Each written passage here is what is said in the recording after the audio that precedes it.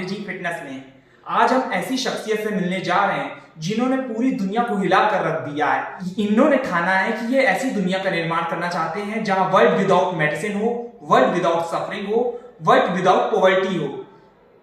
अब ऐसे इंसान को हम भगवान ही कहेंगे जो ऐसा सोच सकता है। अब ये मेरे लिए भगवान से कम नहीं। सबसे पहले तो गुरुजी आप मेरे लिए भगवान तो लें।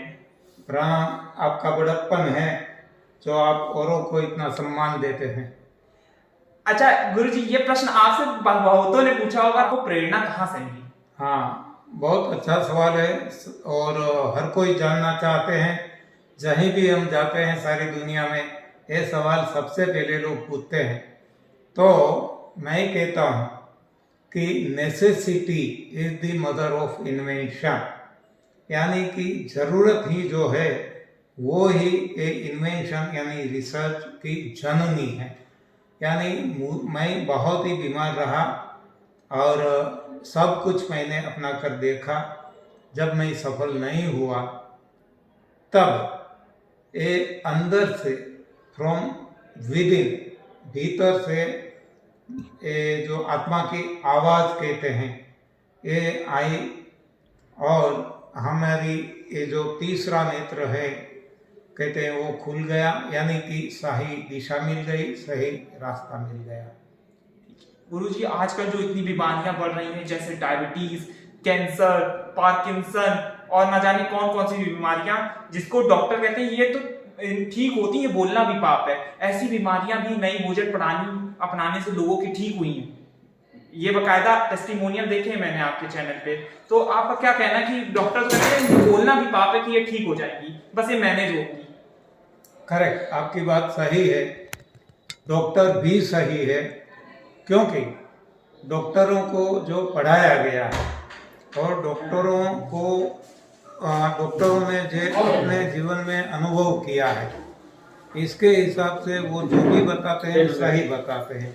क्योंकि कोई भी डॉक्टर से, कोई भी दवा से कोई भी रोग नहीं हटते।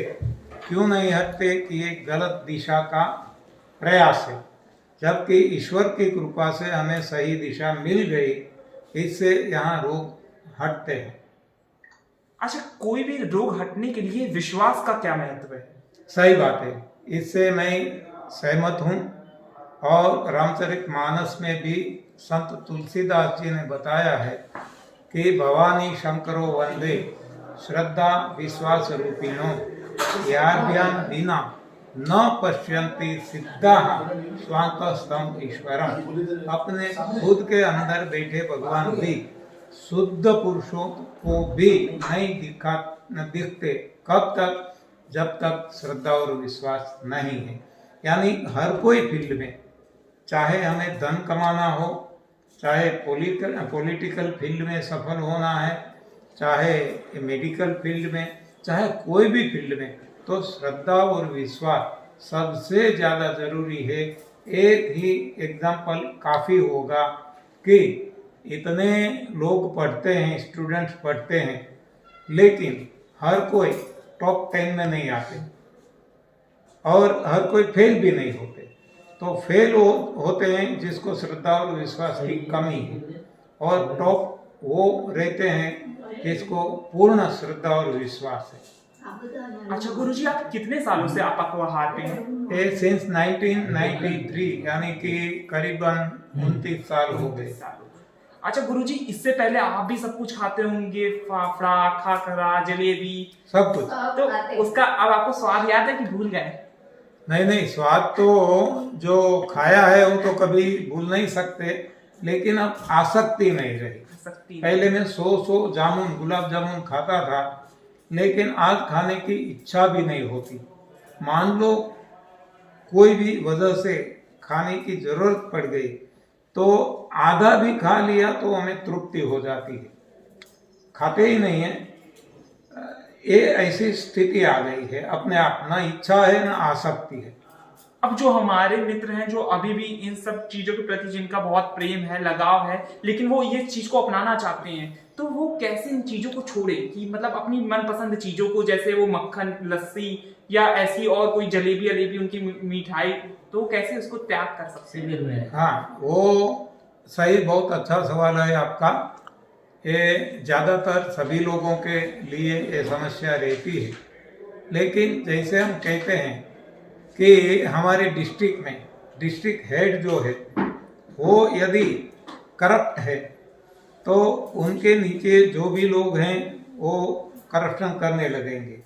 लेकिन यदि वो नॉन करप्ट आ जाएगा तो ज़्यादातर तो अपने आप बिना कुछ किए वो नॉन करप्ट हो जाएंगे। उनको पता चल जाता है कि अब हमारा यहाँ कुछ चलने वाला नहीं है।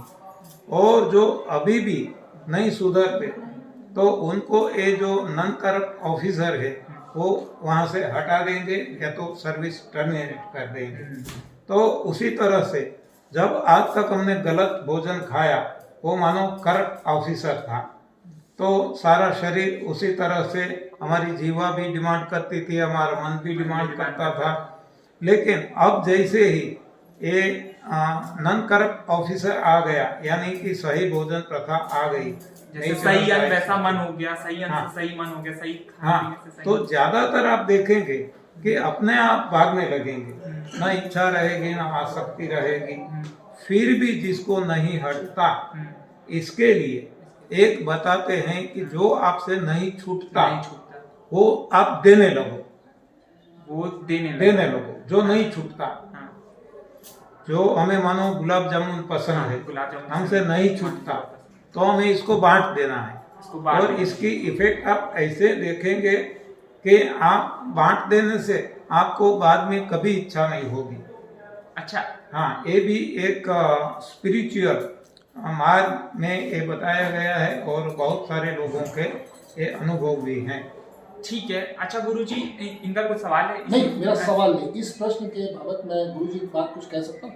हाँ बेटे, कभी कोई चीज की करने की बहुत प्रबल इच्छा हो, उसका विरोध कभी मत करिए। उसको जरूर खाइए, शौक से खाइए, मन से खाइए, लेकिन उसको इतनी बार चढ़ाइए कि इतने की तमन्ना इतने से पूरी आपकी हो जाए। फिर आप बताइए, 1 किलो जलेबी का स्वाद 1 जलेबी देगी, उसको मुंह में च्युइंग करिए, गले से नीचे बोतल में, स्वाद तो यही तक का है ना, इसके नीचे कोई स्वाद ग्रंथि नहीं है। ठीक है।